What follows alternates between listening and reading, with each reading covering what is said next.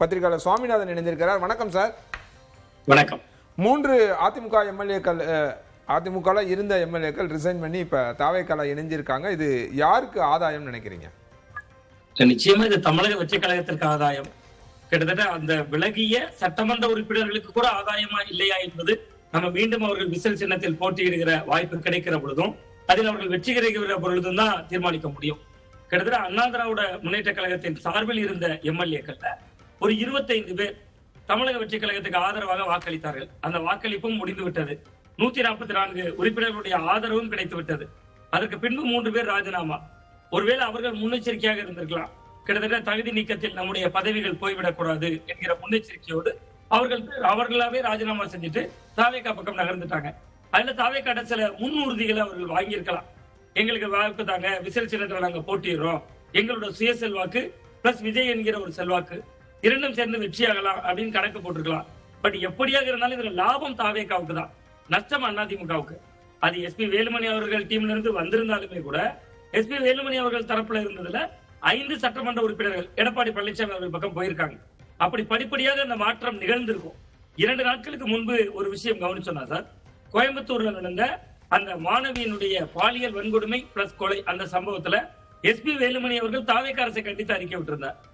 ஆட்சி மாறினாலும் காட்சி மாறவில்லை அப்படிங்கிற வாசகத்தை குறிப்பிட்டு, ஆமா, அமைச்சரவை அவங்களுக்கு உறுதியாகலன்னு தெரிஞ்ச பிறகு எஸ்பி வேலுமணி தன்னோட டோனை மாத்துறாரு அப்படின்னு அது பார்க்கப்பட்டது. ஆமா ஆமா சார். இப்ப எஸ்பி வேலுமணி அவர்களோட அணியில இருந்ததுல 3 சட்டமன்ற உறுப்பினர்கள் கிட்டத்தட்ட அது அதிமுக எம்எல்ஏக்களாக இருந்தாலும் எஸ்பி வேலுமணி தரப்பு, அந்த தரப்பில் இருந்த 3 பேர் அந்த பக்கம் நகர்றாங்க. ஒன்று. இன்னொன்று, நேற்று முன்தினம் மு க ஸ்டாலின் அவர்கள் திமுகவினுடைய இளைஞரணி கூட்டத்துல பேசுகிறார். இந்த ஆட்சி 5 ஆண்டுகளுக்கு நீடிக்காது அப்படிங்கிற வார்த்தையை சொல்கிறார்.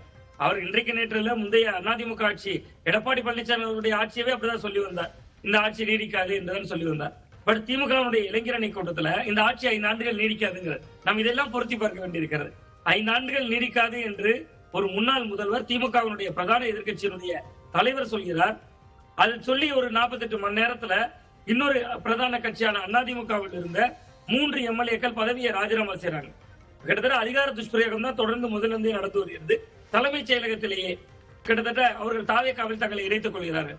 அப்ப இது என்ன செய்தியை சொல்றாங்க? கிட்டத்தட்ட தாவேகாவுக்கு தான் லாபம். நீங்க நாளைக்கு தேர்தல் நடந்தாலும் கூட இந்த 3 பேரோடு நிற்காது அப்படின்னு தான் நான் பாக்குறேன். இன்னொன்று இதற்குள்ள ஒரு மறைபொருள் என்ன பாக்குறேன்னா சார், நீங்க கடந்த அமைச்சரவை விரிவாக்கம் மொத்தம் 35 பேர், தமிழகத்தினுடைய அதிகபட்ச எண்ணிக்கை அவ்வளவுதான் 35 பேர், 15%. மொத்தம் இருக்கக்கூடிய 234 15%, 35 பேர் போட்டாச்சு. ஆனா 19 மாவட்டங்கள்ல இருந்து மட்டும் ஏன் அமைச்சர் போட்டாங்க? மிச்சம் இருக்கக்கூடிய மாவட்டங்களை ஏன் கன்சிடர் பண்ணல? அப்ப ஒருவேளை இவர்களை போன்றவர்கள் இன்னும் நம்பிக்கையா இருக்கலாம். ஒருவேளை இந்த அமைச்சரவை மாற்றம் ஏற்படுகிற பொழுது நமக்கான வாய்ப்புகள் கிடைக்கலாம் அப்படின்னு ஏதாவது பேசப்பட்டிருக்கலாம். நீங்க எது அதுக்கு பல வடிவங்கள் கொடுத்தாலும் லாபம் தாவேகாவுக்கு தான். திரைமறைவில் அவங்களுக்கு உறுதிகள் வழங்கப்பட்டிருக்கும் சொல்றீங்க? ஆமா, நிச்சயமாக வழங்கப்பட்டிருக்கும் சார். இல்லைன்னா கிட்டத்தட்ட 5 சட்டமன்ற உறுப்பினர்கள் எடப்பாடி பழனிசாமி அவர்களை போய் சந்திக்கிறாங்க. அவர்கள் மன்னிப்பு கடிதம் சொல்றாங்க. நாங்க மாற்றி வாக்களித்தது தவறுதான், சபாநாயகருடைய அந்த கடிதம் நீங்க கொடுத்திருக்கீங்க, அதுல எங்களை விளக்கலிங்கன்னு சொல்லி போய் அவர்கள் சந்திக்கிறாங்க. அந்த 5 பேர் எடப்பாடி பழனிசாமி அவர்கள் பக்கம் போயிட்டாங்க. இன்னொரு கோணம், எஸ்பி வேலுமணி அவர்கள் கிட்டத்தட்ட இந்த ஆட்சிக்கு எதிராக ஆட்சி மாறினாலும் காட்சி மாறவில்லைன்னு அவரும் அறிக்கை வருகிறார். அப்ப இவர்கள் எஸ்பி வேலுமணி கண்ட்ரோல்லே இல்ல, கிட்டத்தட்ட எடப்பாடி பழனிசாமி அவர்கள் கண்ட்ரோல்லே இல்ல. 2 பேருடைய எல்கை கட்டுப்பாடுகளையும் மீறி இவர்கள் புதிதாக தாவேகாவில் சிலருடைய கட்டுப்பாட்டுல போயிட்டாங்க. ஆல்ரெடி நீங்க எல்லாத்துலயும் அந்த வேகத்தை பார்க்கலாம் சார். நீங்க ராஜினாமா செய்யறாங்க, சபாநாயகர் பேர் ராஜினாமா செய்யறாங்க, உடனடியா தாவேகால ஆதவ அர்ஜுனா அவர்கள் முன்னாளில் இணையறாங்க. அதுல இருந்து சில மணி துளிகள்ல அவங்களுக்கு உறுப்பினர் அட்டை வழங்கப்படுது. இது எல்லாம் ஏற்கனவே முன்தேதியிட்ட அல்லது நேற்றே உறுதி செய்யப்பட்ட ஏதோ ஒரு நிகழ்வாக தான் இருக்கே ஒழிய ஒரு தற்செயல் நிகழ்வு போன்றே இல்ல. அப்ப அந்த வகையில இது தாவேகாவுக்கு தான் லாபம். பட் இது மக்கள் மன்றத்துல அவங்களுக்கான எதிர்மனநிலையை உருவாக்கிடும். குறுக்கிட விரும்புகிறார். ஒரு நிமிடம்.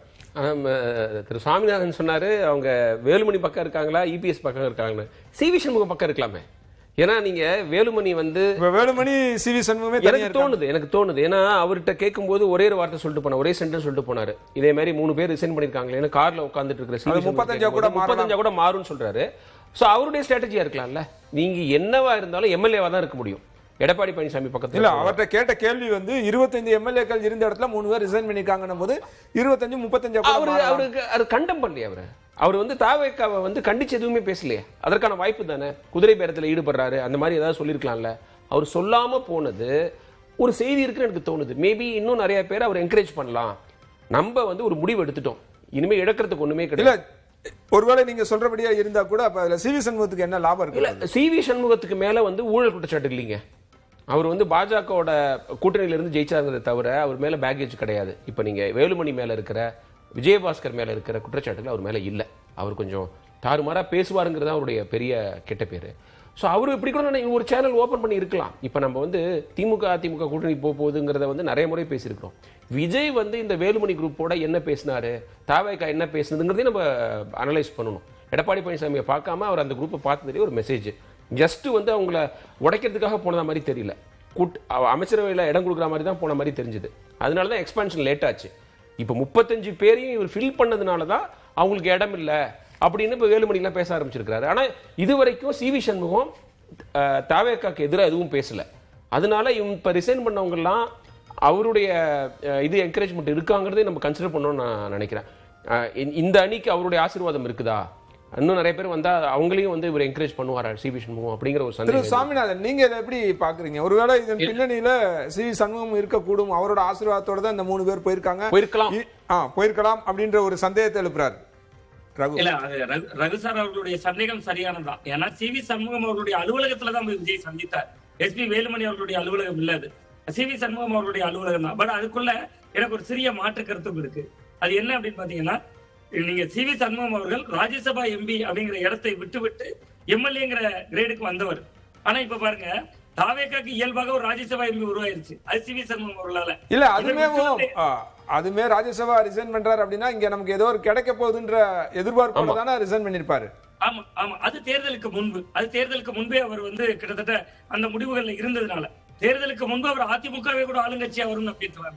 நீங்க அவர் கிட்டத்தட்ட திமுக மீதான எதிர்ப்போ வெறுப்போ இருந்ததுன்னா அதிமுக ரூலிங் வரும்னு நம்பியிருக்கலாம். இப்ப காட்டுமன்னார் கோவில்ல தொல் திருமாவளவன் அவர்கள் ஒன்றை கடிக்கிறார். அவரு களத்துக்கு வந்ததுக்கும் சிவி சண்முகம் அவர்கள் வந்ததுக்கு வித்தியாசம் இருக்கு. சிவி சண்முகம் அவர்கள் தேர்தலுக்கு முன்பே அந்த கட்சியால அதிகாரப்பூர்வமாக அவரே வருகிறார். நீங்க திருமாவளவன் அவர்கள் வருகிற பொழுது திமுக போன்ற கட்சிகள் அவருக்கு முட்டுக்கட்டை போடுறாங்க, கூட்டணி கட்சிகள். அப்ப சிவி சண்முகம் அவர்கள் எடப்பாடி பழனிசாமி அவர்களுடைய ஆதரவோடு தான் அவர் ராஜினாமா செய்து விட்டுலாம் வருகிறார். அந்த கோணத்துல நம்ம பாக்குறப்ப அவர் அதிமுகவே ஆளுங்கட்சியாக வரும் என்று நம்பி இருக்கலாம் அன்றைய சூழல்ல. பட் இது ஒரு மாதிரியான கையேறு நிலைக்கு போயிட்டாங்க. சிவி சண்முகம் தரப்பை பொறுத்தவரை கிட்டத்தட்ட அவர்கள் சில நம்பிக்கையாக இருக்கலாம். எஸ்பி வேலுமணி தரப்பு, சிவி சண்முகம் தரப்பு என்று கூட அது 2 கூறுகளா உடைந்திருக்கலாம். அப்படி கூட இருக்கலாம், பிரகசார் அவர்கள் சொல்ற கோணத்துல இருக்கலாம். பட் சிவி சண்முகம் அவர்களோட பின்னாடி எத்தனை பேரை திரட்ட முடியும்? ஏன்னா 5 பேர் நகர்ந்து விட்டார்கள். நான் திரு ரவிட்ட கேட்ட அதே கேள்வியை தான் உங்ககிட்ட கேட்கணும்னு நினைக்கிறேன். ஒருவேளை சிவி சண்முகம் இதன் பின்னணியில இருக்காரு அப்படின்னா அவருக்கு இதுல என்ன லாபம்? அந்த பிரஸ் கான்ஃபரன்ஸ் அட்டெண்ட் பண்ணல. அவர் வந்து எடப்பாடி பழனிசாமி எங்களுடைய பொதுச் செயலாளர், நாங்கள் கட்சியை உடைக்க முயலவில்லை, ஊடகங்கள்லாம் தவறான செய்தியை பரப்புதுன்னு வேலுமணி அவர்கள் பிரஸ் கான்ஃபரன்ஸ் கொடுக்கும்போது பக்கத்தில் வந்து விஜயபாஸ்கர்லாம் பின்னாடி இருந்தார், அந்த ஃப்ரேம்ல இல்ல சைடில் இருந்தார். அந்த பிரஸ் கான்ஃபரன்ஸ்ல ஏன் சிவி சண்முகம் வரல? அவர் தான் வந்து முக்கியமான பிரமுகரா இருந்தார் அந்த ஸ்பிளிண்டர் குரூப்ல, அவர் ஏன் வரல? அப்படி பார்த்தோம்னா இந்த அமைச்சரவையில எப்ப இந்த டீம் வந்து உள்ள சேர்க்கலன்னு சொல்றாங்களோ அதன் பிறகே வந்து பாத்தீங்கன்னா எஸ்பி தான் செய்தியாளர் சந்திப்பை நடத்துறாரே தவிர சிவி சண்முகம் ஒரு கேள்வி எழுதுல. அப்ப அவர் எஸ்பியோட இருக்காரா? அவர் இன்னும் ஒரு நம்பிக்கையோட விஜய் பக்கம் போறான்னு ஒரு நம்பிக்கையோட இருக்காரா? அவர் தாவேக்காக்கு எதிராக எஸ்பிவி பேசினார்ல, கோயம்புத்தூர் இன்சிடென்ட்டை பத்தி பேசினார்ல, ஆட்சி மாறணும் காட்சி மாறணும்னு சொன்னார்ல, அந்த மாதிரி எதுவுமே இது வரைக்கும் பேசாம இருக்கிறாரு. இன்னைக்கு அந்த கார்ல கூட அவர் சொல்லியிருக்கலாம், ஏன் தாவேக்கு எப்படி பண்ணுதுன்னு கண்டெம் பண்ணிருக்கலாம். எதுவுமே பண்ணாம அது 45 ஆகலாம்னு சொல்லிட்டு 25-45 ஆகலாம்னு சொல்லிட்டு போறது வந்து என்ன மெசேஜ் கொடுக்குங்கிற ஒரு டவுட் தான். அவர் வந்து எஸ்பியோட இருக்காராங்கிற சந்தேகம் எனக்கு. திரு சாமிநாதன், அவருக்கு என்ன லாபம் இருக்க வாய்ப்பு இருக்குன்னு நினைக்கிறீங்க? இல்ல, அவரை பொறுத்தவரை அதிகாரத்திற்கு வருவது என்பது ஒரு வகையான லாபம்னா அதிகாரத்திற்கு நெருக்கமாக இருக்கிறதுலே ஒரு லாபம் இருக்குல்ல. அதிமுகவின் ஒரு பிரிவினர் இப்ப அவர்களுக்கு வந்து 25 என்கிற எண்ணிக்கை கூட தேவையில்லை. அவர்களுக்கு அவங்க 107 இடங்கள் வெற்றி இருக்கிறார்கள். எஞ்சி இருக்கிற பெரும்பான்மைக்கு ஒரு 11 பேர் தேவை. அந்த 11 பேர் சிவி சண்முகம் அவர்களால திரட்ட முடிந்ததுன்னா அதிமுகவின் அந்த பிளவுபட்ட எம்எல்ஏக்கள்ல கிட்டத்தட்ட 25 பேர்ல ஒரு 11 முதல் 15 வரையிலான சட்டமன்ற உறுப்பினர்கள் சிவி சண்முகம் அவர்களுடைய பேச்சை கேட்பாங்கன்னா கிட்டத்தட்ட அவர்கள் ராஜினாமா செய்துவிட்டு தேர்தலை சந்தித்து வெல்ல முடியும்னா அந்த இடத்துல சிவி சண்முகம் அவர்கள் இருப்பார். அப்ப ஒருவேளை அமைச்சரவை விரிவாக்கம் நாளைக்கு காலகட்டத்துல இல்ல, இது அதிமுக செய்யற துரோகமா இருக்காதா? அதிமுகவை அடகு வைக்கிற மாதிரியான ஒரு தோற்றத்தை ஏற்படுத்தாதா? தாவேக்காட்ட போய் இப்ப இவரோட சுயநலத்துக்காக அதை செய்யற மாதிரி பார்க்க மாட்டாங்களா? இல்ல அது வந்து அதிமுகவில் வந்து இவர் எடப்பாடி பழனிசாமி அவர்களை பழைத்து விட்டு தான் வருகிறார். செங்கோட்டையன் அவர்கள் செல்வி ஜெயலலிதா அவர்களுடைய படத்தை சட்ட பாக்கெட்ல வைத்துக் கொண்டே அங்க அமைச்சராக இருக்க முடியுது. அப்ப கிட்டத்தட்ட அந்த தாவேக்கா என்பது கட்சி கோட்பாடு. செங்கோட்டையனோட ஒப்பிடுனா கூட செங்கோட்டையன் தனி நபரா அங்க இருக்காருன்ற வரைக்கும் இந்த பிரச்சனையும் கிடையாது. இது அதிமுக ஒரு டீமை உடைச்சு அவங்கள வந்து தாவேக்காவுக்கு மாற்றுறது அப்படின்றது வந்து எப்படி ஏற்புடையதா இருக்கும்?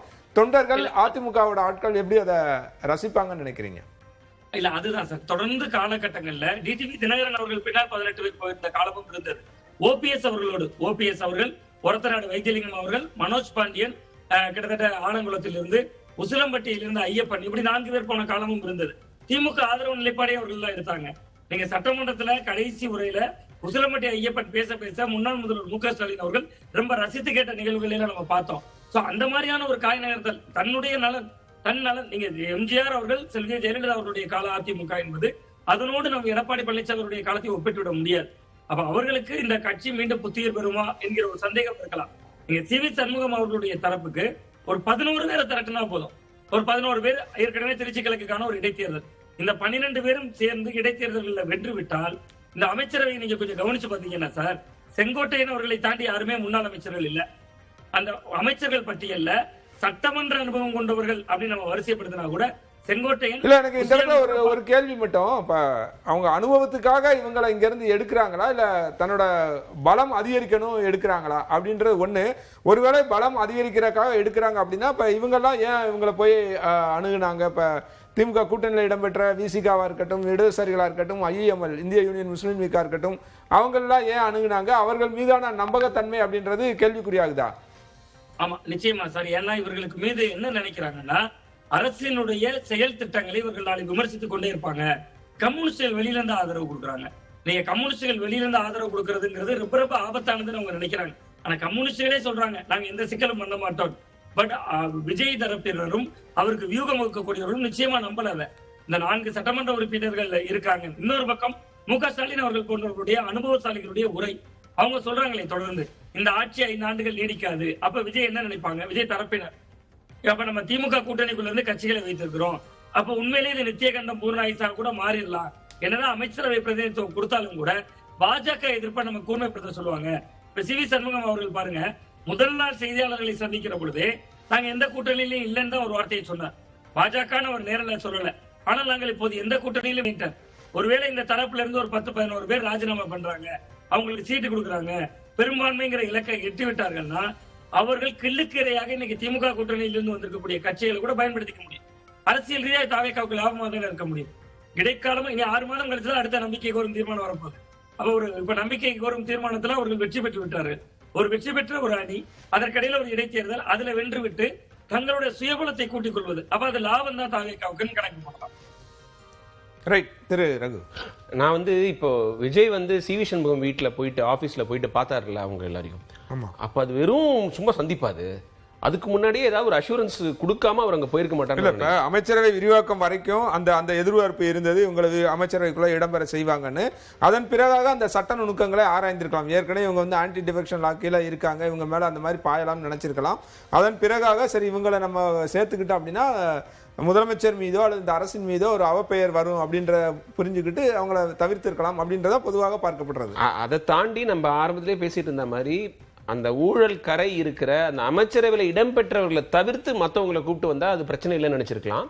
அப்புறம் இது வந்து நீங்க அவங்க விசில் சின்னத்தில் தனியாக நின்று போட்டிட்டு ஜெயிக்க போறாங்க, ஐ மீன் போட்டிட்டு போறாங்க, ஜெயிப்பாங்களான்னு சொல்ல முடியாது. ஏன்னா நீங்க அந்த 3 தொகுதியில பாத்தீங்கன்னா இதுல மட்டும் மதுராந்தகத்துல மட்டும்தான் 2வது இடத்துல தமிழக வெற்றிக்கழகம் வந்திருக்கு. நீங்க இது தாராபுரத்துல 3வது இடம், கிட்டத்தட்ட 35,000 ஓட்டு இருக்காங்க. ஏடிஎம்கே சேர்ந்த சத்யபாமா அவ்வளவு ஓட்டு வாங்கியிருக்காங்க. 2வது டிஎம்கே, 3வது எல்லாத்துலயுமே திமுக வந்து 8,000-7,000 வாக்குகள் வித்தியாசம் தான் எல்லாத்தையும். அப்புறம் நீங்க இதுல பெருந்துறையிலையும் 2வது இடம் வந்து திமுகவுக்கு தான், திமுக தோப்பு வெங்கடாசலம் வந்திருக்காரு. அப்ப வந்து 3வது தான் டிவிகே வந்திருக்காங்க. நிச்சயமா ஜெயிப்போம் அப்படின்னு அவங்க வந்து மதுராந்தகத்தை வேணா நம்பலாம். கேடிசிசில ஏடிஎம்கே வென்ற 2 தொகுதியில் அது 1, திருத்தணி 1, மதுராந்தகம் 1. 2021 மராதம்